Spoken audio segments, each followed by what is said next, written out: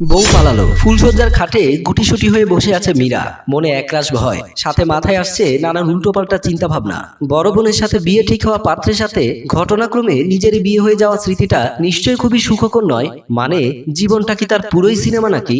বর্তমানে তার মন চাইছে নীরা মানে তার বোনকে ধরে দুই গালে দুটো ঠাস ঠাস করে চড় মারতে। বেয়াদবের আছাড়ি, তুই বিয়ে করবি না সেটা তো বাবাকে বললেই হতো না। তিনি তার গর্ধবের বুদ্ধি কাজে লাগিয়ে বিয়ের আগের দিন বাড়ি ছেড়ে পালিয়েছে, আর বলির পাঠা বানানো হয়েছে তাকে। ফুস করে নিঃশ্বাস ছাড়ে সে। যার সাথে তার বিয়ে হয়েছে এখন পর্যন্ত কোনো রকম কথাবার্তা হয়নি তার সাথে। কে জানে মানুষটা কেমন হবে যদি তাকে মেনে না নেয়, যদি নাটক সিনেমার মতো নখরা করে তখন কি হবে? এই চিন্তায় মাথাটা কয়েকবার চক্কর দিয়ে উঠে মীরার। অবশ্য যে পরিস্থিতিতে বিয়ে হয়েছে, এদিকে বিরক্তির সাথে বলে উঠল রোহন, আরে এরা কারা, কোত্থেকে আসে এরা? বিয়ে করবি না তো রাজি হোস কেন?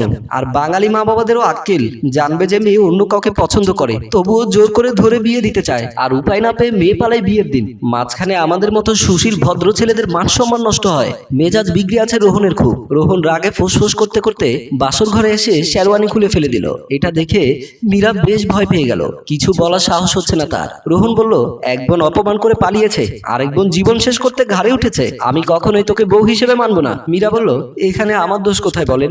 আমি তো এর কিছুই জানতাম না। রোহন বলল, চুপ, একদম চুপ, কোনো কথাই বলবি না। তুই সবকিছুই জানতিস, নাটক করছিস আমার সাথে, নাটক? মীরা ধমক খেয়ে আরো ভয় পেয়ে গেল। মীরা আমতা আমতা করে জবাব দিল, আসলে আমি এসবের কিছুই জানতাম না, বিশ্বাস করুন আমাকে। রোহন বলল, বড় লোক আর হ্যান্ডসাম ছেলে দেখেছিস, তাই আর লোভ সামলাতে পারিসনি? মীরা এবার আত্মসম্মানে লাগলো। বলল, খবরদার আমার সম্মান নিয়ে কথা বলবেন না, না হলে কিন্তু। রোহন রাগে গজগজ করতে করতে বলল, না হলে কি, আমাকে থ্রেট দিচ্ছিস? এই বলে কোষে চর বসিয়ে দিল। চর খেয়ে মীরা কান্না করে দিল। এটা দেখে রোহন বিরক্ত হয়ে রুম থেকে বেরিয়ে গেল। পরের দিন মীরা এক কাপ চা এনে স্বামীকে দিল। রোহন চায়ের কাপটা হাতে নিয়ে এক ঝটকায় ফ্লোরে ফেলে দিল। মীরা বলল, আপনি চা কেন ফেললেন? রোহন বলল, তোকে বলেছি না আমি তোকে স্ত্রী হিসেবে কখনোই মেনে নেব না, তাহলে এইসব ন্যাকামি করতে কেন এসেছিস? মীরা বলল, আসলে মা বলেছিল আপনি সকালবেলা চা না পেলে রাগারাগি করেন, তাই এনেছিলাম। রোহন বলল, আমি আমার মায়ের হাতে চা খাই, কোনো ফালতু মেয়ের হাতে চা নয়। মীরা বলল, আপনি আমাকে ফালতু বললেন? রোহন বলল, ফালতুকে ফালতু না বলে কি বলবো? মীরা বলল, দেখুন আপনি কিন্তু আমাকে অপমান করছেন। রোহন বলল, তোর আবার অপমান? সম্মান থাকলেই না অপমান হতো, তোর তো সম্মানই নেই। এই কথা শুনে মীরা কাঁদতে কাঁদতে ভেতরে চলে গেল। এদিকে রোহনও উঠে বেরিয়ে গেল। রোহন অফিসে বসে কাজ করছে। তখনই রোহনের বন্ধু আসিফ এসে বলল, কিরে, বউ না পেয়ে বউয়ের ছোট বোনকে বিয়ে করে নিয়ে এলি? অবশ্য তুই এই সুন্দরীর যোগ্য না, মেয়েটার জীবনটা শেষ হয়ে গেল। এ কথা শুনে রোহন ঝট করে আসিফের কলার ধরে টেনে দাঁড় করে ঠাস করে থাপ্পড় বসিয়ে দিল। আসিফ থাপ্পড় খেয়ে বলল, তোর এত বড় সাহস আমার গায়ে হাত তুলিস? তোকে তো। এই কথা শুনে রোহন এলো পাতারি মারতে থাকে আসিফকে। আসিফ মার খেয়ে কোন রকম দৌড়ে পালালো। এত বড় সাহস আমাকে অপমান করতে আসে? এই রোহন চৌধুরীকে অপমান করে কথা বলার সাহস কারো নেই, এটা সে ভুলে গিয়েছিল। এই বলে অফিসের ফাইলটা ছুঁড়ে মারলো। সেদিন রাতে সবাই বসে খাচ্ছে।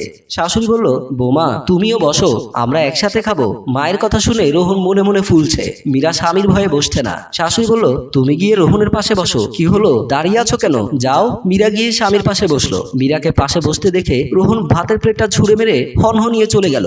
এটা দেখে শায়লা বেগম বেশ রেগে গেল। এদিকে মীরা অপমান বোধ করছে, নীরবে অশ্রু ঝরাচ্ছে। শাশুড়ি বলল, আমাকে ক্ষমা করে দাও বৌমা, আমি তোমার জীবনটা বোধহয় শেষ করে দিলাম। মীরা চোখের পানিগুলো মুছে নিয়ে হাসি মুখে বলল, মা আপনি কোনো চিন্তা করবেন না, আল্লাহ যা করেন ভালোর জন্যই করেন। এই বলে উঠে চলে গেল। রাত প্রায় 3টা। রোহন শার্ট না পাল্টিয়ে শুয়ে পড়েছে। মীরা আস্তে আস্তে পায়ের মোজা খুলছে। দ্বিতীয় মোজা খোলার সময় রোহনের ঘুম ভেঙে যায়। চোখ মেলে স্ত্রীকে দেখে রাগান্বিত হয়ে ধাক্কা দিয়ে ফেলে দিল। মীরা স্বামীর এমন আচরণে অবাক হয়ে গেল।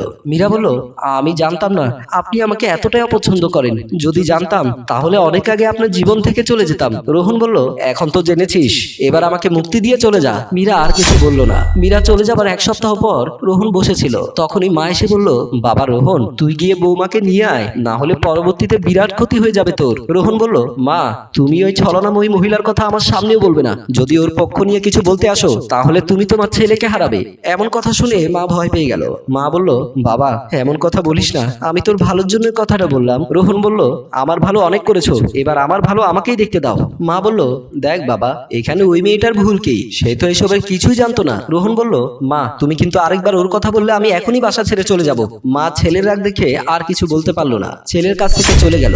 1 মাস পর হঠাৎ রোহনের কেমন জানি মীরার জন্য অস্থির লাগছে। মীরাকে ছাড়া তার 1 মিনিটও কাটছে না, কিন্তু কাকে কিভাবে বলবে, কারণ সে নিজেই তো ওকে বের করে দিয়েছে। মা অনেক বোঝানোর পরেও মায়ের কথা শোনেনি, মীরাকে আনতে যায়নি। এখন মাও হাল ছেড়ে দিয়েছে। রোহন মনে মনে মনে ভাবছে যা করার আমাকেই করতে হবে, তা না হলে আমার প্রিয় মানুষকে চিরতরে হারিয়ে ফেলবো। এই বলে বেরিয়ে গেল।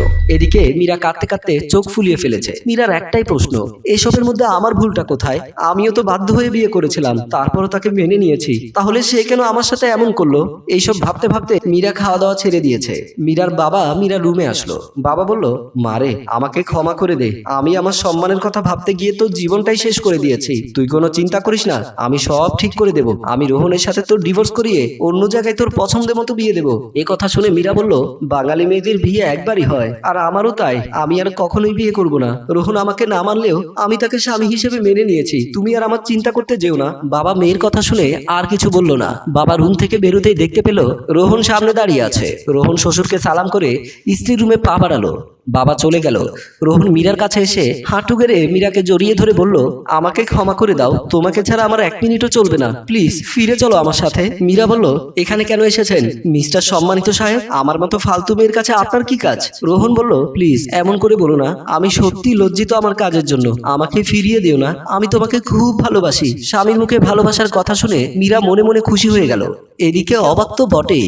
মীরা বলল, আপনি কি বললেন? আমি শুনিনি, আবার বলুন তো। রোহন বলল, আমি তোমাকে ভালোবাসি আমার বউ, আমার সাথে বাসায় চলো। মীরা স্বামীকে তুলে বুকে জড়িয়ে নিল। রোহন মীরাকে পেয়ে দারুণ খুশি। সম্মানিত দর্শক, গল্পটি ভালো লাগলে লাইক কমেন্ট ও শেয়ার করে আমাদের পেজের সাথেই থাকুন। ধন্যবাদ।